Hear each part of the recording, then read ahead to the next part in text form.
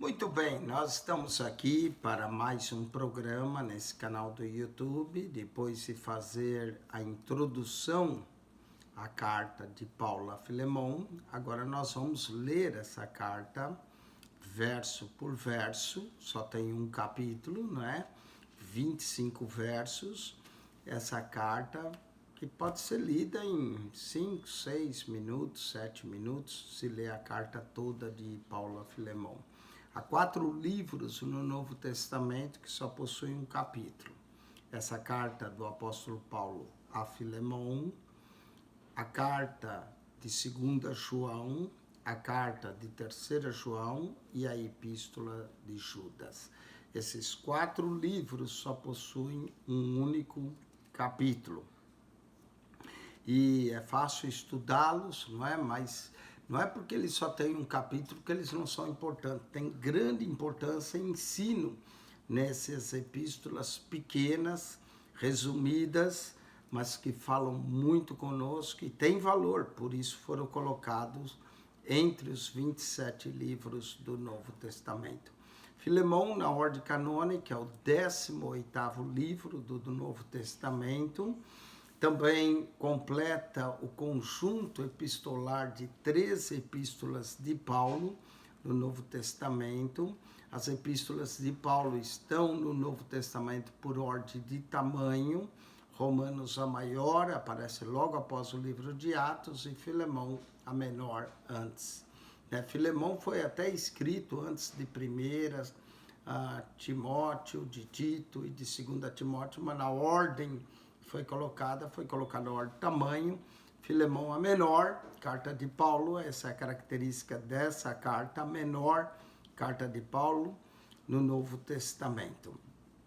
Vamos então começar o estudo dessa carta. Como em todas as cartas, primeiro verso, Paulo, o nome dele. Mas normalmente Paulo, quando escreve, ele põe Paulo, apóstolo de Jesus Cristo, pela vontade de Deus Pai, do Senhor Jesus Cristo, né? Mas aqui não. Paulo, prisioneiro de Jesus Cristo. Muito bem. Paulo não colocou nenhum título de apóstolo, nem de pregador, nem doutor dos gentios, como ele dizia nas cartas a Timóteo, que ele foi pregador, apóstolo, doutor dos gentios.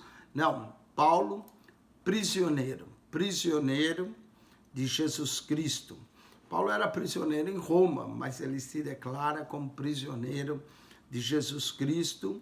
E ele menciona quem estava com ele, o irmão Timóteo. Timóteo, outro cooperador, a quem Paulo escreveu 2 cartas. Paulo colocou ele em Éfeso, mas nessa época Timóteo estava com ele em Roma. Ao amado Filemon, ele trata Filemon como irmão amado, não é? Amado Filemon, nosso cooperador. A epístola de Paulo a Filemon tem uma característica singular. Dentre as cartas escritas por Paulo, essa é a única que Paulo escreveu para tratar de um assunto particular, de modo que não envolve qualquer tema doutrinário, apesar de a gente vai encontrar a doutrina da reconciliação aqui. Apesar disso, essa epístola bota interesses e úteis lições para os cristãos de todos os tempos. Fala do perdão, do amor. Ao amado Filemon, nosso cooperador.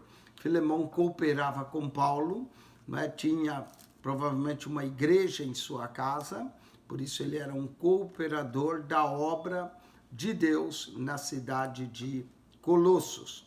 E a nossa irmã Áfia. A Áfia provavelmente era a esposa de Filemon. E a Arquipo, nosso companheiro, Arquipo também era provavelmente filho de Filemon.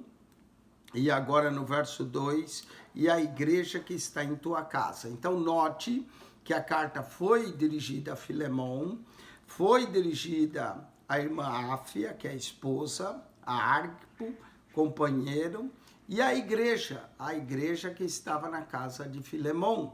Naquela época, as igrejas se reuniam nas cidades em casas, normalmente casas grandes, como deveria ser a de Filemon, que possuía vários escravos, um senhor nobre, que abriu as portas para que uma igreja se instalasse em sua casa.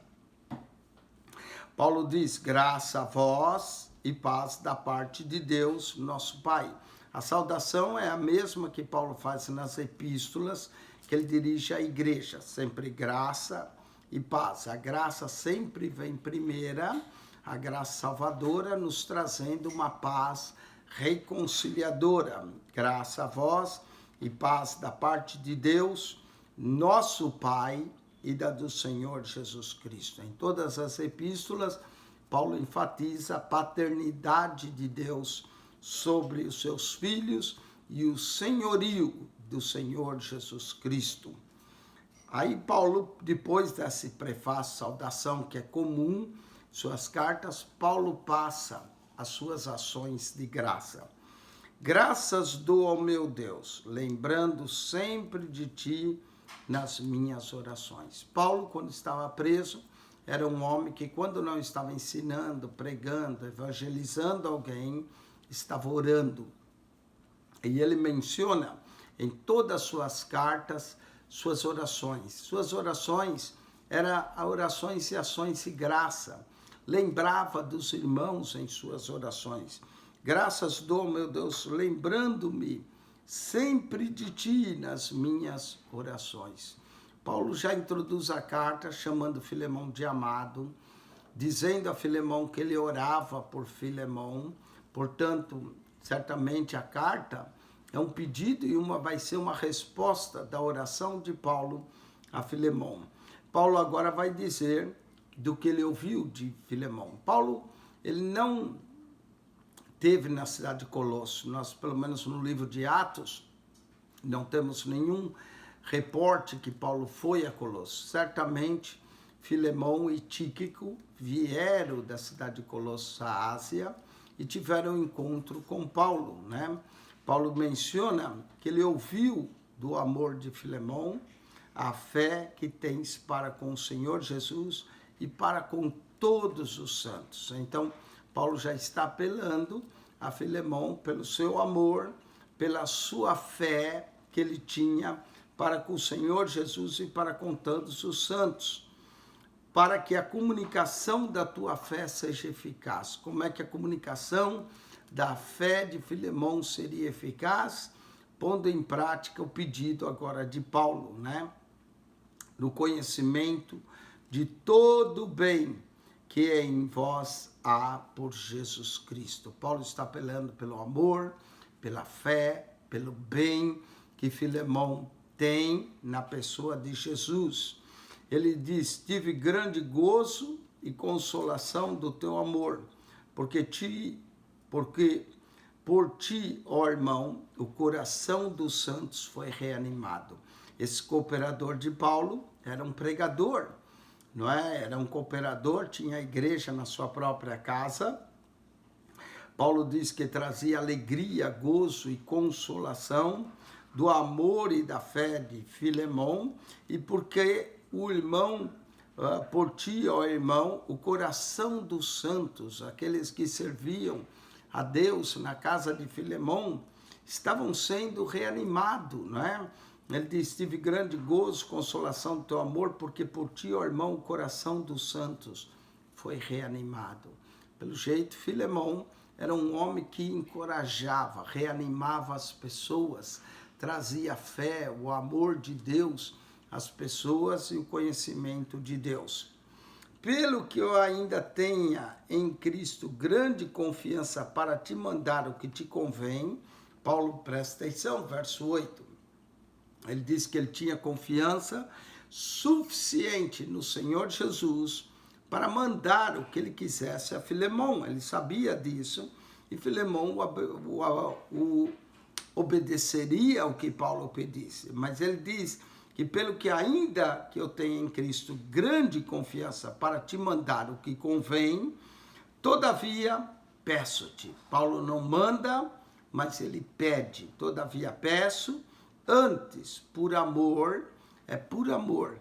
Ele esperava que Filemão fizesse voluntariamente, não obrigatoriamente. As coisas de Deus têm mais valor quando nós fazemos da nossa própria vontade. Todavia, peço-te antes, por amor, sendo eu tal como eu sou, Paulo, o velho. Paulo já se encontrava com mais idade, provavelmente a idade de Paulo era em torno de 60 e poucos anos, mas ele já se considerava velho, talvez devido ao seu sofrimento, suas prisões, como sou, Paulo o velho, e também agora prisioneiro de Jesus. Paulo apela pela sua idade e pelas suas prisões que ele sofria por causa de Jesus, não é? Então, esse é o apelo de Paulo a Filemon. Então, até agora nós vimos o quê? Nós vimos nessa carta o prefácio, a saudação, a ação de graças, as obras de Filemon, e Paulo já introduziu seu pedido. Paulo também menciona a irmã Áfia, que era esposa de Filemon, Arquipo, seu filho, não é? Pelo que nós vemos na carta, Filemon também era um amigo íntimo de Paulo, por isso Paulo pede.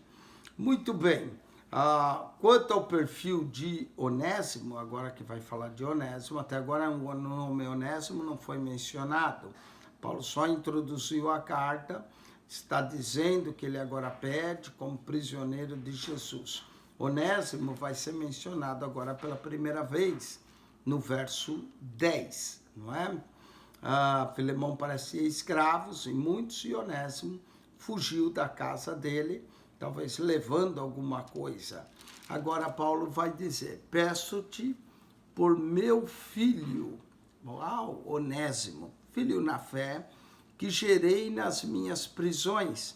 Parece que Onésimo foi gerado nas prisões de Paulo. Nós não sabemos se Onésimo esteve preso com Paulo ou se Onésimo apenas procurou a Paulo e confessou o que havia feito a Filemon, se converteu, se entregou a Jesus e se tornou até um cooperador de Paulo nas suas prisões, não é? Peço-te por meu filho Onésimo, que gerei nas minhas prisões.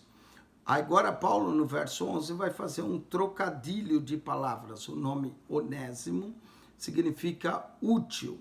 E Paulo usa o nome Onésimo, útil, inútil, no verso 11, para fazer esse trocadilho de palavras, no qual no outro tempo te foi inútil, mas agora a ti e a mim muito útil, e eu te tornei a enviar. Paulo poderia ficar com Onésimo em Roma, mas ele preferiu devolver Onésimo a Filemon. Só que ele devolve Onésimo a Filemon intercedendo pelo fato de Filemon ter sido um escravo fugitivo, provavelmente levou alguma propriedade, algum dinheiro de Filemon, e normalmente as penas para escravos fugitivos era a pena de morte. Então, Paulo diz, o qual no outro tempo te foi inútil, fugiu da casa de Filemon, mas agora a ti e a mim muito útil, e eu te tornei a enviar. E tu torna a recebê-lo como ao meu coração. Paulo está apelando para o sentimento de Filemon, para que ele receba Onésimo como se fosse o seu próprio coração, não é? Para que ele recebesse Onésimo dessa forma. Paulo também menciona no verso 13 que eu bem quisera conservar comigo. Parece que Onésimo estava ajudando Paulo em Roma nas suas prisões, não é? Olha só, eu bem quisera conservar comigo para que por ti me servisse nas prisões do Evangelho. Então, se Onésimo continuasse com Paulo, por ele ser escravo de Filemon, de uma certa forma, indiretamente, Filemon estaria servindo, por meio de Onésimo, a Paulo, quanto esse servo que antes fora inútil, mas agora era bem útil, serviria a Paulo nas prisões que Paulo estava passando pelo Evangelho. Mas nada quis fazer sem o teu parecer. Olha como Paulo é gentil, firme no seu pedido, e diz que não quis abusar da bondade de Filemão, nada o quis fazer sem o teu parecer, para que o teu benefício não fosse por força. Paulo diz que podia mandar, mas prefere pedir, pede pelo amor, pede que Onésimo seja recebido como o próprio coração de Paulo, diz que não quis fazer nada sem o parecer de Filemão, para que o benefício dele não fosse forçado, mas voluntário. É isso que Paulo quer. Paulo pede a voluntariedade e tudo que o Filemão fizer em favor de Onésimo, que fosse voluntário e que fosse como se ele fizesse ao próprio Paulo. Porque bem pode ser que ele se tenha separado de ti por algum tempo. Realmente, Onésimo havia fugido da casa de Filemão, se separou de Filemão. Filemão talvez considerava ele como uma perda. Ele tenha separado de ti por algum tempo, para que agora o retivesse para sempre. E aquele que antes foi inútil, a Filemão agora se tornava útil, né? Paulo está enviando ele agora útil, como irmão em Cristo, pede que Filemão receba, pede que Filemão o faça voluntariamente, nada forçado, mas que agora ele iria ter ele para sempre, ou seja, iria ter a Filemão iria ter Onésimo, agora como um irmão para sempre. Segundo as palavras de Paulo, a vida de Onésimo passou por 3 estágios, né? Escravo por um tempo, fugitivo por outro tempo, e agora irmão e amigo para sempre, não é?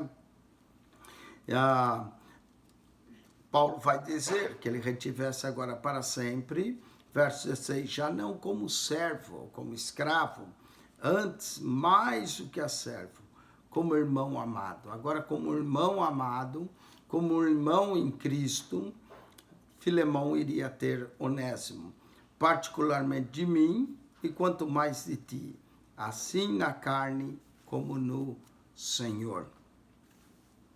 Então Paulo intercede a Filemão pelo favor de Onésimo. Assim, pois, se me tens por companheiro, recebe como a mim mesmo. Interessante como Paulo apela. Paulo pede que ele receba como ao seu coração, no verso 12. Agora Paulo pede no verso 17 que se Filemão tivesse a Paulo como seu companheiro, que recebesse a Onésimo como a ele mesmo. Isso é uma intercessão vicária, ele se coloca no lugar de Onésimo e pede que Filemão receba a Onésimo como o próprio Paulo, como o seu coração, como a mim mesmo. E olha só agora a intercessão, e ele entende que pode ter causado algum prejuízo para Filemão a fuga e ter causado algum dano, Paulo vai dizer, e se te fez algum dano, ou se te deve alguma coisa, põe isso na minha conta. Uau, Paulo pediu, intercedendo, disse se tem algum dano, se ele deve alguma coisa para pôr na conta de Paulo, que ele, Paulo, estaria disposto a pagar a dívida de Onésimo. Não foi o que Jesus fez por nós? Jesus se apresentou a Deus para pagar a nossa dívida do pecado, pagou, colocou todas as nossas dívidas, foi colocado na conta de Jesus, apesar dessa carta ser bem pessoal, não apresentasse nenhuma doutrina diretamente, mas apresenta uma reconciliação, um amor na prática, a redenção na prática, representado Onésimo como escravo fugitivo, o escravo como nós éramos também fugindo de Deus, escravos do pecado, e aí veio Jesus, na sua redenção, pagou o preço e pede que Deus nos receba de volta como a Ele mesmo, como filhos amados. Né? Eu, Paulo, da minha própria mão escrevi essa carta, é pessoal. Paulo está escrevendo com a sua mão. Nessa carta ele não utiliza nenhum secretário. Ele diz, eu, Paulo, da minha própria mão o escrevi, eu o pagarei, para te não dizer que ainda mesmo a ti propriamente deves. Ele diz, eu vou te pagar, mas lembre, Filemão, que você me deve. O que Filemão devia a Paulo? Talvez devia a salvação da sua alma, ele devia, claro que foi Cristo que pagou, mas através da pregação de Paulo, possivelmente Filemão se converteu e se tornou um cooperador de Paulo. Paulo diz, você me deve isso, você me deve isso, não é? Então, Paulo usou e escreveu pelas suas próprias mãos, não é? Essa epístola, como Gálatas, é uma das exceções onde Paulo escreve pela sua própria mão a Filemão. Sim, irmão, eu me regozijarei de ti no Senhor, reanima o meu coração no Senhor. No verso 12, ele pede que Filemão receba como seu próprio coração. No verso 17, como se recebesse a si mesmo. Verso 18, ele oferece a pagar a dívida. Verso 19, ele declara que ele está escrevendo da própria mão, que vai pagar e que Filemão devia a ele mesmo a Paulo. E aí ele diz que iria se regozijar muito se Filemão fizesse isso, ia reanimar o seu coração. Interessante que no verso de número 7, Paulo diz que Filemão, ele reanimava o coração dos santos. No verso 12, ele menciona que Filemão devia recebê-lo como seu coração. E no verso 20, que se Filemão fizesse isso, reanimaria o seu coração no Senhor. Escrevi-te, ele escreve de sua própria mão, como nós lemos no verso 19, confiado na tua obediência. A carta é dirigida a Filemão, mas a carta também, nós vemos no verso 2, que foi dirigida à igreja. Então, Filemão está sendo, de uma certa forma, colocado na parede, né? Porque se Filemão não aceitasse, ele estaria sendo desobediente ao pedido de Paulo, estaria dando um mau exemplo de uma falta de perdão.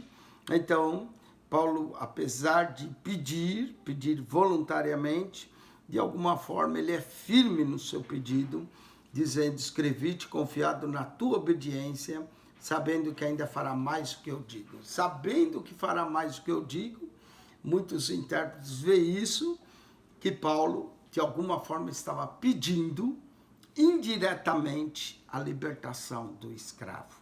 Filemão poderia muito bem libertar a Onésimo e considerado como irmão. E parece que Filemão fez. Falou, você vai fazer mais, sabendo que você fará mais do que eu te digo. E é interessante, fará mais do que eu te digo, nos leva também a oração. Quando nós oramos, Deus é poderoso para fazer mais do que nós pedimos ou pensamos, não é? Isso tem a ver com a própria identidade de Deus, de fazer mais do que a gente pede ou pensa. Verso 22, e juntamente prepara-me também pousada. Paulo parece que queria ir a Colossos, ele ainda não tinha ido, porque espero que pelas vossas orações vos hei de ser concedido. Paulo, em todas as suas cartas, ele pede, no início ele diz a sua ação de graça ou oração, mas no final das cartas ele pede oração, e nessa carta não é diferente. Ele diz aqui, e juntamente prepara-me também pousada, porque espero que pelas vossas orações vos hei de ser concedido, hei de ser liberto. E de fato ele vai ser liberto, vai realizar ainda um trabalho missionário. É capaz de Paulo ter passado por Colossos, né? Nós sabemos que ele foi a Macedônia, sabemos também ao estudar a carta a Tito que ele esteve em Creta, sabemos também, de acordo com a história, que Paulo foi até a Espanha, depois de solto de Roma, parece que ele foi à Espanha, depois de realizar seu trabalho missionário lá, regressou à região da Macedônia, teve em Creta, teve na Grécia, e é possível que tenha estado também em Colossos, né? juntamente me prepara a pousada, porque espero pelas vossas orações que hei de ser concedido. Agora Paulo vai mencionar os seus companheiros. Saúdam-te, Epáfras, meu companheiro de prisão por Cristo Jesus. Epáfras estava com Paulo, né? E ele menciona, certamente Filemão também conhecia Epáfras. Marcos é o escritor do Evangelho de Marcos, a qual Paulo teve uma grande discussão com Barnabé, final de Atos, capítulo 15, por causa de Marcos, mas agora Marcos é companheiro de Paulo em Roma, e foi mais ou menos nessa época que Marcos também escreveu o seu evangelho, entre os anos 60, 61 e 62, escreve o evangelho de Jesus Cristo, onde ele diz princípio do evangelho. Marcos estava com Paulo, Epáfras estava com Paulo, Aristarco também estava com Paulo, e Demas, infelizmente, né, quando Paulo escreve a carta a Timóteo, diz que Demas deixou a Paulo, mas Demas nessa época estava com Paulo, e Lucas, o médico amado. Então nós temos pelo menos, e sem contar que Onésimo e Tíquico também estavam com Paulo em Roma, e Onésimo estava servindo. Então nós temos Epáfras, que estava preso com Paulo, meu companheiro de prisão, Marcos, Aristarco, Demas, Lucas, meus cooperadores. Em todas as cartas, Paulo menciona os seus cooperadores. Lucas, o médico amado, estava com Paulo. Lucas é o único que fica com Paulo até o final, isso ele menciona na sua segunda carta a Timóteo, né? Quando Paulo está terminando a carta a Timóteo, ele diz que só Lucas está comigo, né? Pede que Timóteo traga Marcos, menciona acerca de Tíquico, que ele mandou a Éfeso, disse de Alexandre o latoeiro que lhe causou muitos danos, também menciona, né, que Demas amou o presente século e o abandonou. Paulo menciona isso no verso 10 da segunda carta a Timóteo, Demas. Porque Demas me desamparou amando o presente século e foi para Tessalônica. Então, Demas aqui, na carta a Filemão, ainda estava com Paulo. Mais tarde, infelizmente, Demas o desamparou. E Lucas, meus cooperadores, a graça de nosso Senhor Jesus Cristo seja com o vosso espírito. Amém. Paulo termina com a sua saudação. Sua saudação sempre envolve a graça do Senhor Jesus Cristo. Carta linda, carta maravilhosa, carta que apela para a bondade e a misericórdia de Filemão. Eu gostaria, antes de encerrar essa carta, apesar de já ter encerrado aqui, não é? Dizer que há 14 argumentos de Paulo nessa carta. E eu vou mostrar agora esses 14 argumentos de Paulo nessa epístola. Eis a lista dos 14 argumentos a favor de Onésimo. Primeiro, o costume anterior de Filemão de agir com bondade para com os outros. Isso nós encontramos no verso 5, quando Paulo elogia o amor e a fé de Filemão. Então Paulo apela, já que você tem o costume de ter esse amor e fé para com todos, Paulo apela para isso. Segundo, Paulo implica na sua autoridade de Paulo, o prisioneiro. Ele chega a dizer, eu podia te mandar isso, no verso 8. Então, esse é o segundo argumento. Terceiro, seu apelo à autoridade para reforçar um solene pedido e rogo, mas ele prefere pedir aplicado no amor e não somente nisso, mas também no senso de dever, no verso 9. Esse é o terceiro. Quarto argumento, ainda no verso 9, a idade avançada. Ele diz, eu, Paulo, o velho, né? Então, ao pedir pela idade avançada, era comum os mais jovens respeitar ao pedido dos velhos. Também a sua condição de prisioneiro, mencionada para Paulo como alavancas para obter o respeito e a boa vontade de Filemão. Além do mais, a carta seria lida na igreja. Né? Quinto, a nova relação espiritual agora de Onésimo, que era filho amado de Paulo, gerado nas prisões.